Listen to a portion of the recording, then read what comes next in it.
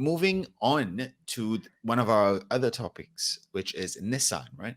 So Yeah. I read a How to news talk this about week Tesla without talking about Tesla. about that is true. All right, but no, now to the big car companies been around for ages. They're looking to ramp up their EV production, right? And roughly about 17.6 billion in the next 6 years or so. So that is quite a lot of money. Not only that, they're partnering with big guys, right? So they're partnering with Renault and Mitsubishi to increase batteries and create their own batteries and create battery life in their EV cars. And they're looking to literally create that pack and make it sustainable and a lot easier for anyone to own an EV car and not always look for a charging port wherever they go. Maybe even have to recharge as they drive up and down the state, right? So I think that's something good. And obviously you mentioned how to talk. Nice to talk about Tesla without talking about Tesla. That is something that when we did talk about Tesla, is something that we brought up, right? The fact that Tesla, yes, they're good. They're at the forefront of it. Elon Musk has a cult following, which is why the stock price is like this. But as soon as the big guys put their foot in, it might be difficult. Yep. And the way that I see it here, and love your take on this, is that the big guys are coming in, but they're coming in as a pool with other big guys. Yeah, well, I mean, they are both competing and not competing, right? I mean, what we talked about Rivian the other day with their Ford investment as a 12% shareholder, with Ford also being a competitor and creating their own trucks.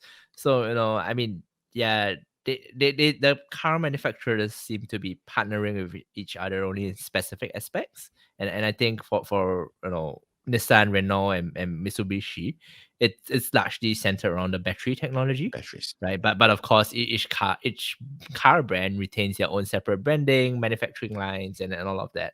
And well, I mean, if it works and if it's and if it comes together, I think that's great for EV adoption, right? Leaving aside the company, and that's just because having common standards, being able to use one charging point for multiple vehicles, unlike Tesla, where you can only use a Tesla charging point for Tesla. Yes. Being able to swap battery packs out, having common parts for repair. That works, right? That's efficient Absolutely. supply chain.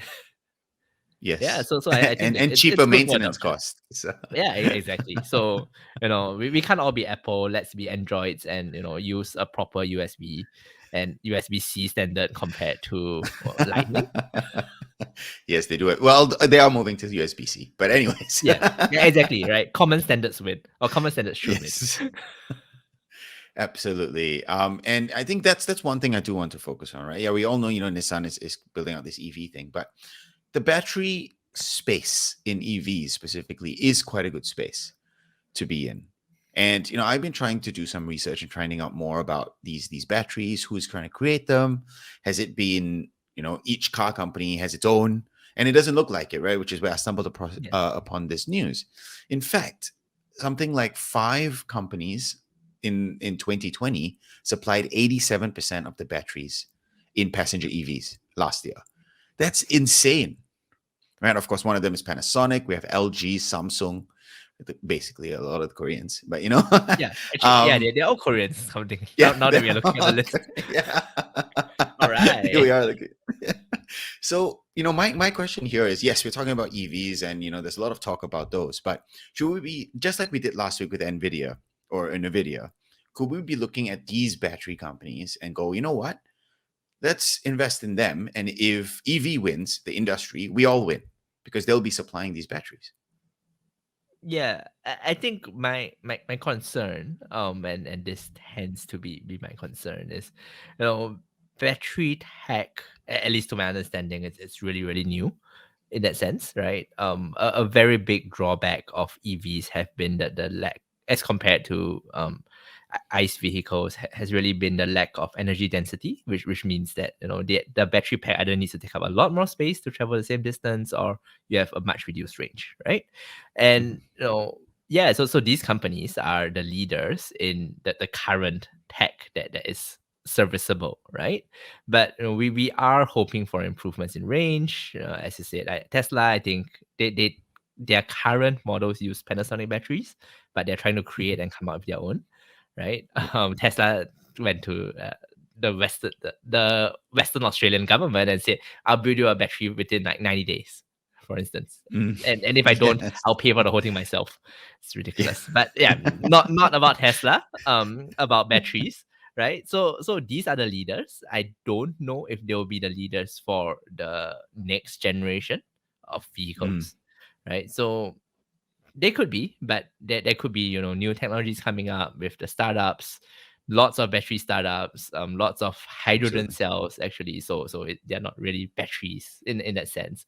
In terms of nickel, cobalt, they use completely different chemistry. There's an argument about solid state batteries. I think it's an evolving space, right? So and I'm not ex- that sure that the current leaders will still be the leaders. So yeah, I think but Okay. definitely something to think about. Worth a punt, I think, for the smaller Yeah. ones. Definitely. No, I think you bring up a good point, right? It's a little different to what we spoke about last week. Last week with Nvidia, we know that these are the guys that are going to go with it in the metaverse industry in Web 3.0. If they are looking at it, they need to buy these chips. Of course, AMD is another one. With this case, battery tech for me personally hasn't fully evolved since lithium ion, and that's been quite a number of years, right? So it's getting to the point where it needs to evolve, right? If you're a geek like me, I'm having dinner with a friend somewhere, and I say, you know what hasn't changed in years? Lithium-ion batteries, right? And then we have a half an hour conversation on why hasn't it changed. So I I completely agree on your take where things could be drastically different in 5 years from now. However, EV is coming in fast. Could it be a good punt that Panasonic or LG or Samsung could be the next forerunners? And if so, buy up these startups, for example, or buy the patent or anything like that? Yeah, Could be. could be.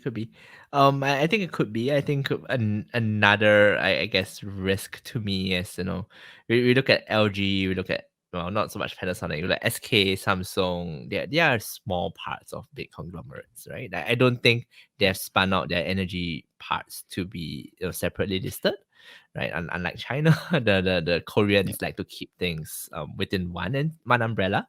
So if that's the case, yeah, you don't want to buy the whole Samsung just for batteries, right? I mean, they have a great Absolutely. chip space, but are they going to be great at TVs? Are they going to be good at fridges, phones? It's a bit too Oh, the spread out. TVs are pretty Um, good. yeah, I have one at home too.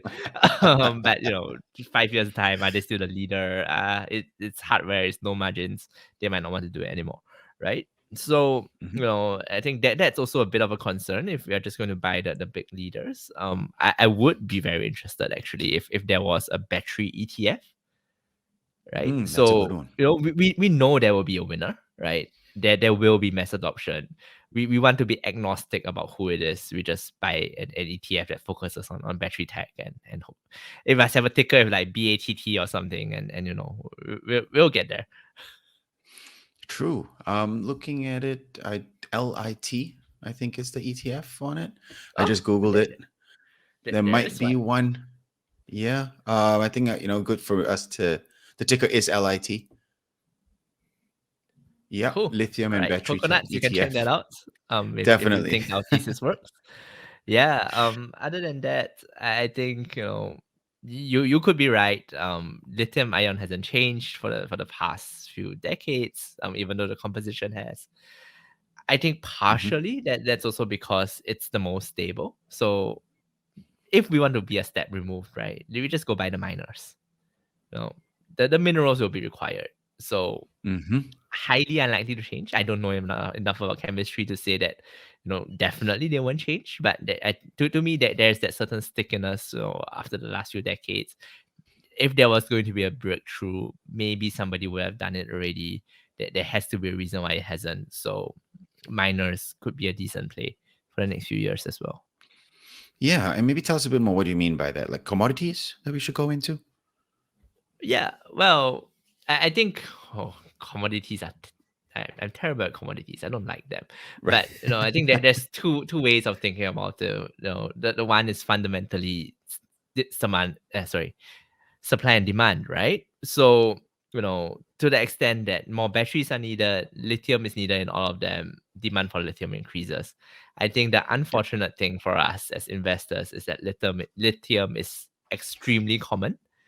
Hmm. To the extent that you dig it up very, very easily and you find it easily. So probably not the best material to use. But yeah, I think that's generally the train of thought, right? You look at what chemicals going into a battery, which of these are rare with constrained supply, and you just buy up the miners or the people who produce that chemical, right? And or that mineral, and that allows you to capture an outsized part of the value chain.